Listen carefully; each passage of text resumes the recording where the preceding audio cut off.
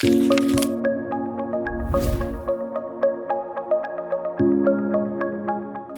что вы отмечаете, режете барана, по-моему, да? Молитву читаете, и все. Только это? Да. Ну, помогаете, как бы раздача идет, да? Мясо раздаете. Құрман айтем, мен мұнда өткендерге Құран оқыш керек. Өтіп кеткендерге Құдай солардың разышылығын берсін. Үйдеміз бірек, тоқоч қылабыз, Құран оқойбыз өткен кеткенде. Айттайсыздар ма? Жоқ, азыр эми көп деле айттабай калдык мурункудай.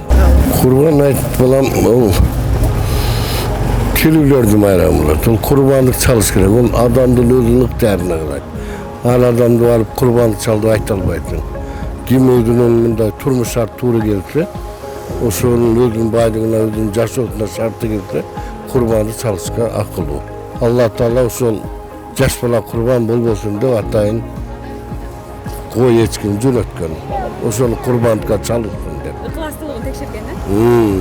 Adamdın Allah'a berilgen deyin, adamdın bunday qanday turuqtuluğun jana çırlamqanlığын tekşerген. Құрман айт бұл тірелердің майрамы деп болып жүрем. Ошол білген. Қандай майрамдайсыздар сіздер? Құрман айтты үйдегілер менен эле майрамдайбыз. Туғандар менен майрамдайбыз. Ошол. Мал сою, бейтин караш керек, ушулар тууралуу билесиз бе? Ошол тууралуу билет экен. Бир какой-то часть өзүбүзгө алып калабыз, калганын ошол жетишпегендерге, кошуна болгондорго таратып койсо болот. Ошондой билет. Баарыбыздын үмүтү, чтоб все баары жакшы болуп кетсин, оорубашсын. Ошол. Түрүлөрүн айтты, анан ошо курмандык чабыш керек да.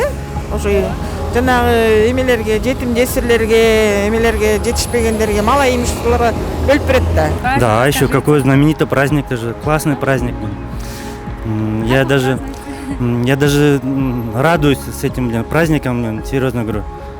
О хорошем думать, о хорошем говорить. Самое главное же, куда-то одешь керек, и главное, чтобы о хорошем думать, я не знаю, погода классная, все, да. Куда-то одешь керек, серьезно говорю. Ой, там даже не знаю, там знаешь какую суть? Просто небесная прописка, сами знаете уже. Там небесная прописка, любой спрос будет уже, там далеко не такая прописка, которая здесь не. Құрман айт бул мусулмандардын майрамы негизинен. Өлгөндөргө ошол эме багышталып, Куран окутулуп атайын. Ушундай окутулуп атайын ошондой өткөрүлгөн праздник негизинен мусулмандар майрамдайт. Үйүбүздөн майрамдайбыз, ооба. Атайын туугандар чакырып, борсок жасап,